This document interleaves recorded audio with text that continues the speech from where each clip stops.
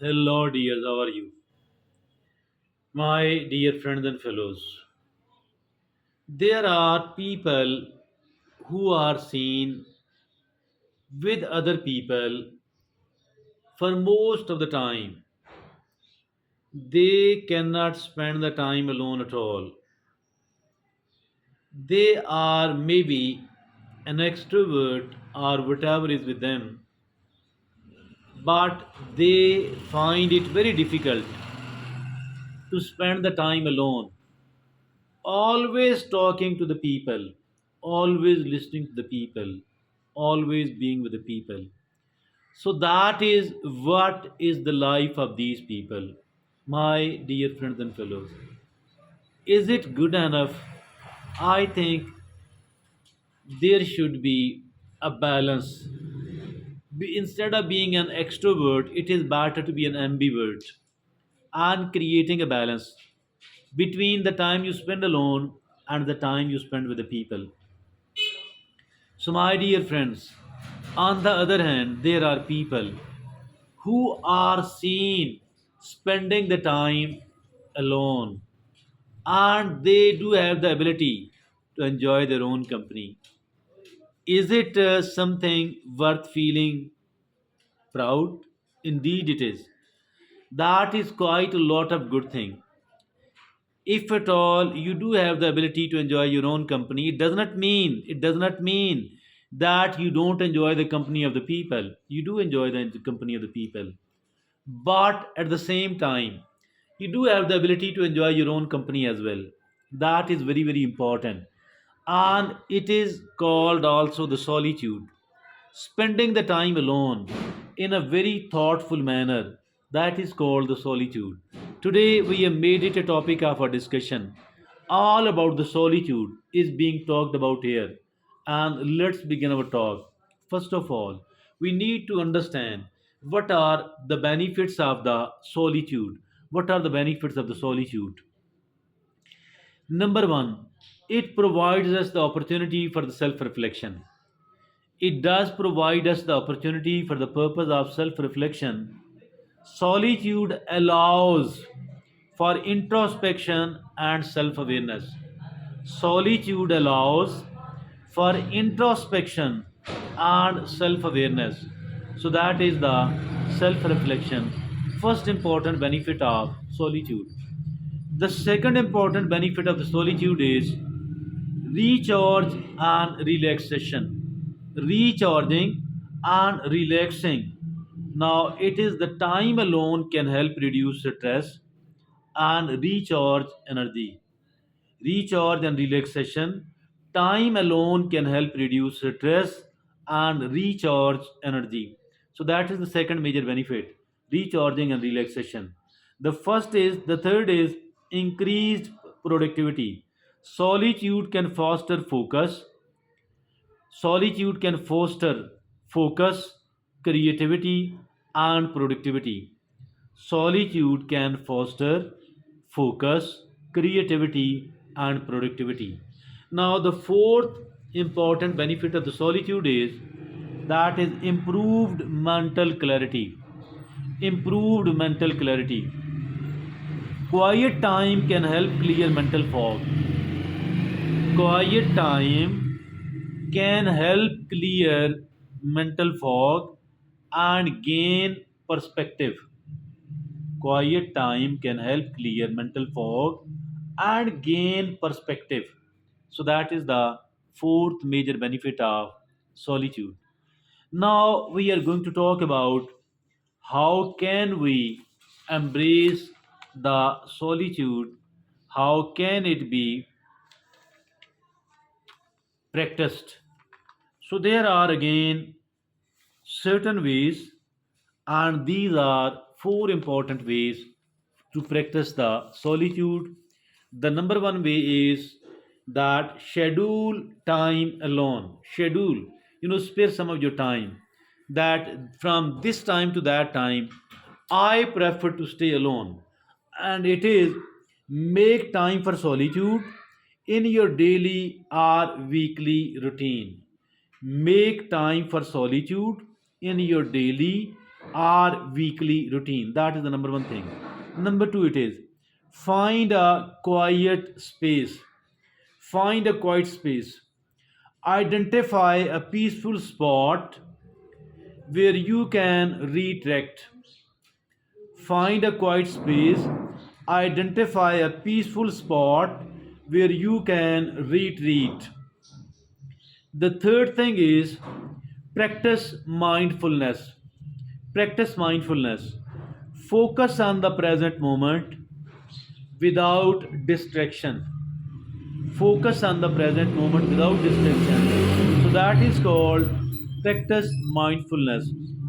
The fourth and the last point, as for the embracing solitude is concerned, it is engage in the solo activities. Engaging in the solo activities. Read, write, draw, or pursue other hobbies. Read, write, draw, or pursue other hobbies. So these are the four ways to practice the to embrace the solitude. Scheduling time alone, finding a quiet space, practice mindfulness, engaging in the solo activities like reading, writing, drawing, and of course certain other hobbies as well. Now the next segment of our today's talk is overcoming loneliness. Overcoming loneliness. How can I overcome loneliness? That is because people are seen feeling lonely. People are seen feeling lonely. So, for that reason, it is important to overcome the loneliness. Number one is reach out to others. Reaching out to others. Connect with the friends, with the family, or with the therapist if feeling isolated. Connecting with the family members, connecting with the friends, and connecting with the therapist or a mental health practitioner if somebody is feeling isolated. Now, the second way to overcome the loneliness is join a community. Joining a community, and it is engage in the group activities or hobbies. Engaging in the group activities or hobbies to meet like minded people. Engaging in the group activities or the hobbies to meet like minded people. Now, the third way to overcome the loneliness, it is practice self compassion. Practice of self compassion. Treat yourself with kindness, with understanding, and with patience. Treating yourself with the kindness, with the understanding, and with the patience.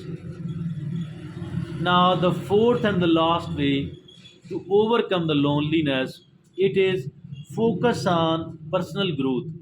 Focusing on personal growth. Use solitude as an opportunity for self improvement. Using the using the solitude as an opportunity for self improvement. So, these are the four ways to overcome the loneliness. First was reach out to others, family, friends, and the mental health practitioner. Second was join a community, engage in the group activities or hobbies to meet like minded people. The third was practice self compassion. Treat yourself with the kindness, with the understanding, and with the patience. The fourth is focus on the personal growth and use solitude as opportunity for self improvement. Now, there are certain key takeaways at the end of our today's talk. There are certain key takeaways at the end of our today's talk, and number one is solitude is not loneliness. Solitude is not loneliness at all.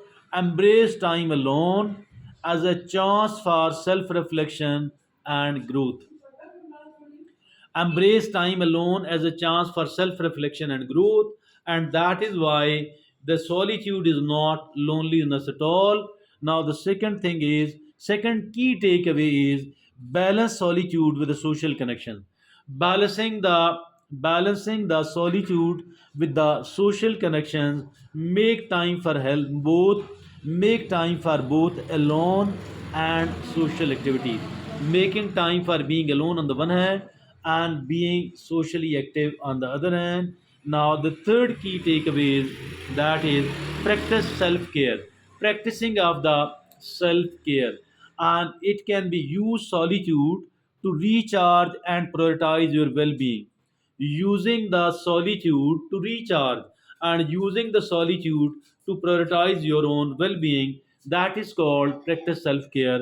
And the last thing, as for the key takeaways is concerned, it is, cultivate mindfulness. Cultivating the mindfulness, focus on the present moment to appreciate the beauty of solitude. Focusing on the present moment to appreciate the beauty of solitude. So that is the these are the four key takeaways. Our today's talk was highly beneficial, and we can have a very quick revision of all that. Number one, it was the benefits of solitude. Self care, self reflection is the first benefit, and because solitude allows for introspection and self awareness, that is the first benefit of solitude. It is self reflection. The second major benefit of the solitude is recharge and relaxation. Time alone can help reduce stress and recharge energy. Time spent alone can help reduce stress and recharge energy. Now, the third, my dear friends and fellows, that increase productivity. Solitude can foster focus. Solitude can develop focus, can develop creativity, and can develop the productivity. That is what is called increased productivity. Now, the fourth item is improved mental clarity, and it says that quiet time can help clear mental fog and gain the perspective, and that is how it does improve the mental clarity. Now, the next segment says embracing solitude, how to practice me in the solitude. There are four ways. The way number one is schedule time alone, mean make time for solitude in your daily or weekly routine, that is scheduling it. Now, the second is find a quiet space, identify a peaceful spot where you can retreat. Identify a peaceful spot where you can retreat. And the third is practice mindfulness, focus on the present moment without distraction, that is practice mindfulness.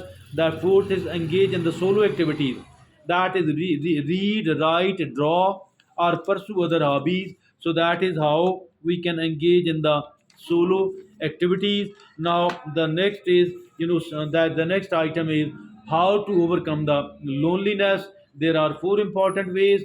The way number one is over that is reach out to others, that is connect with the friends, with the family, or a therapist if feeling isolated. Now, the second is join a community, engage in the group activities or hobbies to meet like-minded people, that is by joining up activities. Number three, it is the practice of self-compassion. How can we do that? Treat yourself with the kindness, with the understanding, and with the patience.